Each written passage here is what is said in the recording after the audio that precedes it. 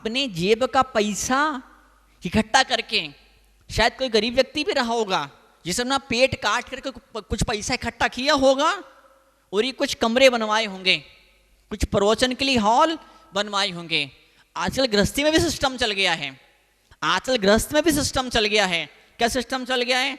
बोले भैया 2-3-4 कमरे तो घर में बनने चाहिए, होने चाहिए, लेकिन घर में कोई छोटा मोटा हॉल भी होना चाहिए। जब घर में कोई छोटा मोटा फंक्शन हो, कोई 4 बहू बेटे इकट्ठी हो, कुछ 4 रिश्तेदार इकट्ठे हो, कुछ समाज के लोग किसी अवसर पर इकट्ठे हो, तो जगह भी तो उनके बैठने की होनी चाहिए। आपने ले दे किसी bedroom drawing room kitchen room दुनिया भर के बना रखे, हॉल तो बनाया नहीं आपने, तो हॉल होना ही चाहिए। हॉल को हिंदी में क्या बोलेंगे, संस्कृत भाषा में क्या बोलेंगे? ब्रह्म स्थान। क्या बोलते हैं? ब्रह्म स्थान।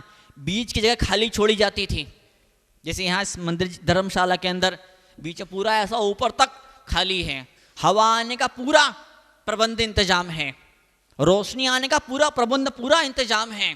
मेडिकल साइंस बोलता है डिप्रेशन, टेंशन और सुसाइडल थॉट, सुसाइड करने के विचार उन लोगों को ज्यादा आते हैं जिन्हें सूर्य का प्रकाश नहीं मिलता है, जो अंधेरे में रहते हैं, जो दिन भर ये हेलोजन, ट्यूबलाइट, मरकरी इनके प्रकाश में रहते हैं।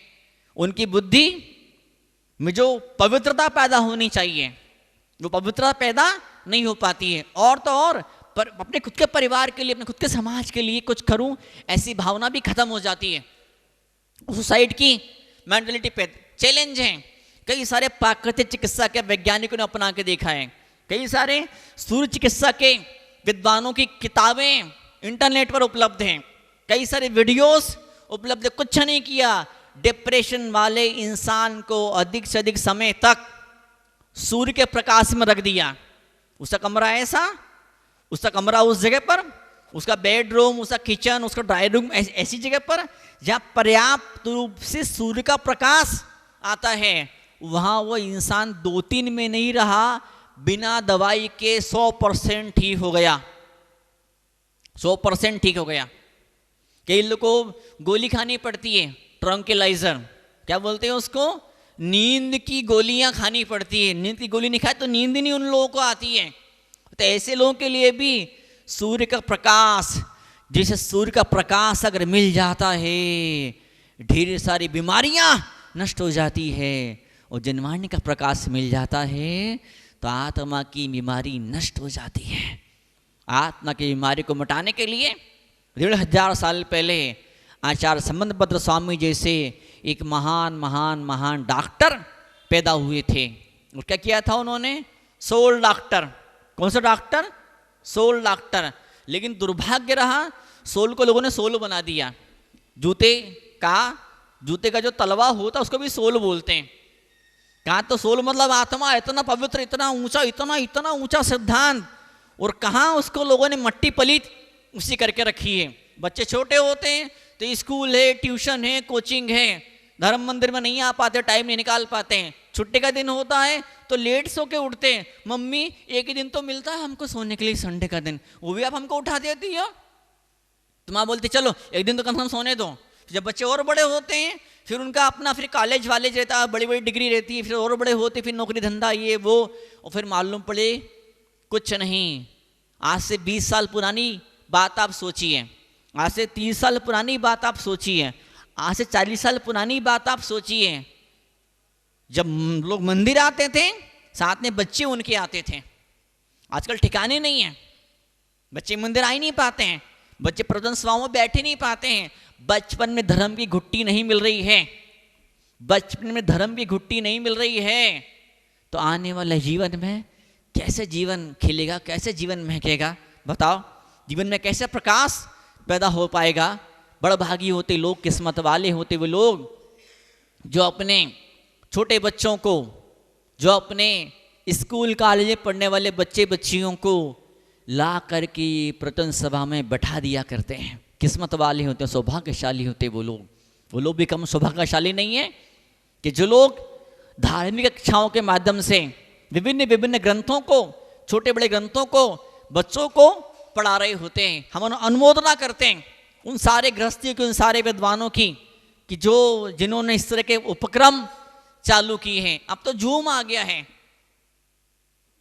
लास्ट टू लास्ट ईयर हमें ब्रिगेडियर हमें मिले थे, दिगंबर जैन थे, सौरभ जी, बहुत बड़ा पोस्ट होती सेना मिलिट्री के अंदर। तो उन्होंने मुझे बताया, बोले महाराज जी पहले ज़माने में ऐसा होता था कि हमारे सैनिक लोग जब बॉर्डर पर जाते थे, सीमा पर सुरक्षा करने जाते थे, दूसरे देशों से युद्ध करने के लिए जब तैयारी प्रैक्टिस करते थे, तो महीनों महीनों तक वो अपने परिवार से नहीं मिल पाते थे। फिर फ़ोन का ज़माना आया, फिर कभी कभार बातचीत हो जाती थी, फिर मोबाइल का ज़माना आया, फिर तो रोज़ ही बातचीत होती थी, और अब तो व्हाट्सएप वीडियो कॉलिंग का ज़माना आ गया, वीसी वीडियो कॉलिंग का ज़माना आ गया। अब तो इस ज़माने के अंदर तो वो लोग चर्चा भी कर लेते हैं। और जब से कोरोना काल चालू हुआ, क्या हो गया, जूम, गूगल मीट, ऐसी खूब सारी फैसिलिटी आ गई। तो उसके अंदर इतनी सुविधाएं आ गई, आप 4, 6, 8, 10 लोग मिल करके गृहस्थी की चर्चा भी कर सकते हैं, और साथ ही साथ 5, 10, 15 मिनट निकाल करके धर्म के किसी विषय पर भी आप चर्चा कर सकते हैं। इतने साधन सुविधा आपको इस वर्तमान के वैज्ञानिक जमाने में उपलब्ध हो गए हैं। अब फर्क इस चीज का है, आप कितने साधन सुविधाओं को यूज कर पाते हैं, आप पर निर्भर करता है। आपके किचन के अंदर, आपकी रसोई घर के अंदर दुनिया भर की 1000 चीज रखी हुई है, लेकिन आप बना के खा ही नहीं रहे हैं। आप कुकर नहीं लगा रहे हैं, आप तवे का, आप कढ़ाई का, आप भगोनी का आप उपयोग ही नहीं कर रहे हैं। क्यों? आज तो संडे है, आज सब होटल में जाएंगे, हमको तो रेडीमेड पका पकाया भोजन हमको चाहिए। हाथ पर हिलाने की हमारी हिम्मत, ताकत और हमारी मन नहीं है हमारा। जिन घरों में नौकरानियों ने, जिन घरों में बाइयों ने रोटी बनाना शुरू कर दिया है, उन घरों में धर्म कैसे सुरक्षित रहेगा, मुझे तो डाउट है, इस विषय पर डाउट है मुझे। तो क्या मालूम कैसे आचरण वाली, क्या मालूम कितनी भ्रष्ट महिला या पुरुष आपके किचन में घुस करके भोजन आपको बना के परोस रहे, खिला रहे हैं। क्या मालूम कैसा चाल चलन है उन लोगों का, क्या मालूम वो क्या खाते हैं और क्या सोच है उन लोगों की।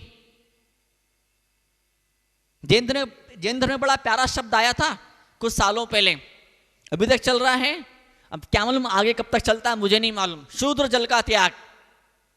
काय का त्याग? शूद्र जल का त्याग। शूद्र के हाथों से छुए पानी का त्याग। और शूद्र मतलब कौन?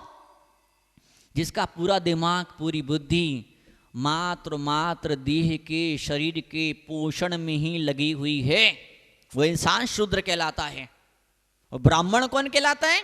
जिसकी बुद्धि ब्रह्म में लगी हुई है, जो हमेशा सदाचार की, ज्ञान की, ध्यान की, अध्यात्म की बातें करता है, वही चिंतन चलता है, और उस राह पे चलने का कदम दो कदम प्रयास भी करता है। इस इंसान को ब्राह्मण की उपमा शास्त्र के अंदर दी गई है। तो ऐसा कोई सदाचारी जीव हो, वो सदाचारी जीव, कोई धर्मात्मा जीव, मुझे अच्छे से याद है, अच्छा गुरुदेव सन्मति साग जी महाराज जब लोगों को प्रतिमाओं के नियम जब दिया करते थे, मैं तो मौजूद नहीं था, लोगों ने मुझे बताया, उनके भक्तों ने मुझे बताया कि कोई जैन बंधु हो, कोई ब्राह्मण बंधु हो, कोई अच्छे सदाचार वाला कुलीन व्यक्ति हो, और उसी कोई होटल फोटल, उसी कुछ दुकान कुछ इस तरह की हो, और वो शुद्ध विधि से, जैन विधि से कुछ नमकीन सेव यो कचौरी समोसा भजिया कुछ बना ले, तो वो प्रतिमाधारी व्यक्ति भी खा सकता है। लेकिन जिनके आचरण का ठिकाना नहीं है, भली दिगंबर जैन व्यक्ति है, परिवार के अंदर खतरनाक कलह क्लेश हो रहे हैं, बड़ा भयंकर लड़ाई झगड़ा उपद्रव दंगा फसाद हो रहा है, उन घरों में आप पानी भी पी लोगे ना, तो आपके मन के अंदर वो सारी निगेटिव ऊर्जा के परमाणु घुस जाएंगे, और आपका स्वभाव व्यवहार भी गड़बड़ घोटाले वाला हो जाएगा। ऐसे बोलते ना, जैसा पियो पानी वैसी बने वाणी, जैसा खाओ अन्न वैसा बने मन। बहुत बड़ी बात होती है। चतुर्मास का पावन प्रसंग चल रहा है, न सिर्फ जैन धर्म के अंदर बल्कि वैष्णव परंपरा के अंदर भी चतुर्मास होते हैं। कई हिंदू के साधु लोग भी चतुर्मास की स्थापना निष्ठापना करते हैं। हाँ, ये अलग बात है कि उनके चतुर्मास किसी के 2 महीने के होते, किसी के 3 महीने के होते हैं, किसी के चतुर्मास दिवाली से 2 दिन पहले खत्म हो जाते हैं। लेकिन देवंदर जैन धर्म के अंदर चतुर्मास दिवाली तक चलता है। दिवाली हुई, भगवान को महावीर स्वामी का मोक्ष हुआ, चतुर्मास खत्म। फिर भले ही बाद में कितने भी दिन किसी गांव शहर मोहल्ले में रहो, वो अलग बात हो गई, लेकिन चतुर्मास की निष्ठापना तो हो ही जाती है। श्वेतांबर परंपरा के चतुर्मास की निष्ठापना दिवाली के 15 दिन बाद में होती। विधि विधान के अनुसार चतुर्मास का एक ही उद्देश्य होता है, खान पान की शुद्धि आपकी होनी चाहिए।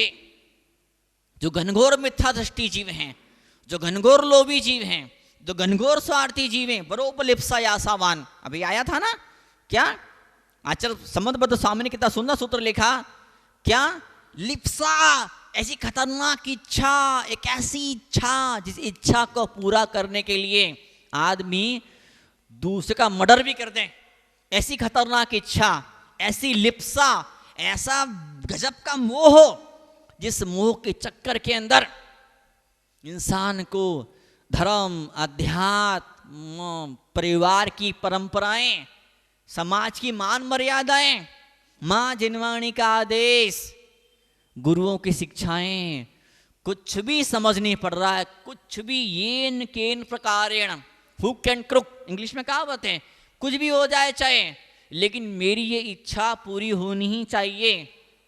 अब एक व्यक्ति के मन में ऐसी इच्छा थी, देवी देवता के पास में गया, अमुक बाबा जी के पास में गया, अमुक तांत्रिक के पास में गया, उसकी इच्छा पूरी हो गई, अब मुझे भी ऐसा करना है। जितने राजनीति वाले लोग हैं, किसी भी पार्टी के हों, जितने राजनीति वाले लोग हैं, मैं समझता हूं शायद 95-96% राजनीति के नेता लोग ऐसे हैं जो कोई न कोई ज्योतिषी को, तांत्रिक को पकड़े हुए हैं, पकड़े ही हुए हैं, और ज्योतिषी तांत्रिक के इशारे पर वो सारे काम कर रहे होते हैं कि वहां मुर्गे की बलि चढ़ा दो, वहां बकरे की बलि चढ़ा दो, वहां दारू पटवा दो, वहां ऐसा करवा दो और वहां वैसा करवा दो। ज्योतिष का, मंत्रों का सदाचार पूर्वक समाज कल्याण की भावना से उपयोग किया जाए, उसमें कहीं कोई बुराई नहीं है। आटे में नमक डालना जरूरी होता है, लेकिन नमक इतना सारा डल जाए, आटा गायब भी हो जाए, समस्या पैदा हो जाती है। पूरे टाइम छाती पर स्वार्थ का, लोभ का, मोह का भूत सवार है। नहीं, मेरी इच्छा पूरी होनी चाहिए, मेरी इच्छा पूरी होनी चाहिए, मेरी इच्छा पूरी होनी चाहिए, मेरी इच्छा पूरी होनी, मेरी इच्छा पूरी होनी चाहिए। अब मेरी इच्छा पूरी होने की राह में अमुक व्यक्ति बाधा पैदा कर रहा है, तो सुपारी दो, उसको ऊपर पहुंचा दो, कुछ न कुछ ऐसा करो कि उसका पत्ता ही पूरा साफ कर दिया जाए। शास्त्र को उठा के देखिए, प्राचीन काल में भी दुनिया भर के नेता मंत्री हुआ करते थे, बड़े बड़े सम्राट सत्ताधीश बड़े बड़े हुआ करते थे। कई सारे मौकों पर, कई सारे मौकों पर ऐसा खतरनाक दुश्मन जिसने भयंकर बुरा बिगाड़ किया है, उस दुश्मन को भी क्षमा कर दिया करते थे। चाहे बात पुराणों वाले इतिहास की हो या पुराण की, शास्त्र की बात छोड़ दो, वर्तमान के जमाने के इतिहास की बात हो या आप अपने परिवार की बात कर लीजिए, कई बार आपकी लाइफ में भी ऐसा ही हो जाता है, ऐसा ही होता है, किसने बहुत बुरा बिगाड़ किया और आपने कहा उसका नसीब वो जाने, है ना, राम जी जाने, कर्म सिद्धांत जाने। जो शब्द बोलना वो शब्द आपने बोल दिया, आपने वहां दिमाग नहीं लगाया, दिमाग वहां से आपने हटा लिया क्या। और जब आपकी ऐसी खतरनाक लिप्सा खत्म हो जाती है, देवता मूर्ता के पीछे सबसे खतरनाक चीज क्या होती है? लिप्सा। क्या होती? लिप्सा। लिप्सा बोला ना मैंने, लिप्सा एक ऐसी इच्छा, एक ऐसी वासना, एक ऐसी इच्छा जिसको पूरा करने के लिए आप मर्डर भी करवा दो तो आप कोई डर या शर्म या झिझक या घबराहट ना लगे, उसका नाम होता लिप्सा। प्रार्थना करो बार बार, जब पूजा करो, जब माला फेर लो, हे परमात्मा आपका अमृत मेरे हृदय तक उतरता रहे और मेरी हाथों से, मेरी मन से मेरे शब्दों से, मेरे मन वचन काय से हमेशा और हमेशा मात्र जिनेंद्र देव की ही पूजा भक्ति सेवा होती रहे। जो ये ना दे पाएंगे, क्या जो ये ना दे पाएंगे वो कोई नहीं दे पाएगा। जो दिमाग से गलत फहमी निकाल दीजिए, भ्रम निकाल दीजिए कि अमुक देवता की पूजा उपासना करी इसलिए उसे इतनी प्रसिद्धि, इसलिए उसे उतनी ऊंचाई मिल गई ना।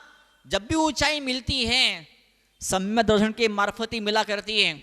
आगे आने वाले श्लोकों के अंदर आचार्य खुद बताएंगे, जो बड़े बड़े पद होते हैं, जगत पूज्य पद होते हैं, चक्रवर्ती बनते हैं, नारायण बनते हैं, पतिनारायण बनते हैं, जो महान कुलों में, उच्च कुलों में पैदा होते हैं, कुछ ऐसे घराने होते हैं, जैसे उधर इंदिरा गांधी की बात कर लो तो उनके पिता प्रधानमंत्री, वो खुद प्रधानमंत्री, फिर उनका बेटा प्रधानमंत्री, क्या कुछ ऐसे कुल सिंधिया घराना है, फिर वो मिनिस्टर, फिर वो मुख्यमंत्री, फिर वो मिनिस्टर, फिर वो कुछ ऐसे 10-20-25 घराने पूरे हिंदुस्तान के अंदर ऐसे हैं। कुछ 100-200 घराने, कुछ 100-200 परिवार पूरी दुनिया में ऐसे हैं कि वो सम्राट जैसा पावरफुल व्यक्ति, फिर उसका बेटा, फिर उसका पोता, पूरे खानदान में परंपरा चली आ रही है, हेरिडिटी, अनुवांशिकता से वो चीजें चली आ रही है। ऐसा क्यों हो जाता है? ऐसा कैसे हो जाता है? ऐसा ऐसे हो जाता है क्या कि कहीं किसी जन्म के अंदर गहरा संस्कार मन के अंदर पड़ जाता है। बार बार इंसान है जीव प्रार्थना करता, हे परमात्मा, हे परमात्मा, हे परमात्मा, हे परमात्मा, हर क्षण हर घड़ी मुझे तेरा ही नाम याद आए। कि ऐसा ना हो जाए भूल चूक से, धोखे से, कि कोई बड़े संकट आया, बड़ी मुसीबत आई और फिर ये धर्म के रास्ते से इंसान बहक गया, बिचक गया, हट गया। मैं तो एक बात पूछता हूं मैं आप लोगों से, ऐसे कितने जैन लोग हैं जो अपनी मनोकामनाओं को पूरा करवाने के लिए जिन्हें कहाँ कहाँ जाके सिर नहीं टेक रहे, ढेर सारे लोग हैं। लेकिन आपने अपने प्रयासों से, आपने अपने दिमाग से, बुद्धि से किसी ऐसे आदमी का वहाँ से पीछा छुड़ा करके भगवान महावीर के चरणों में लगा दिया, तो मुझे लगेगा बिना ग्रंथ पढ़े आपने 1000 ग्रंथों को पढ़ लिया।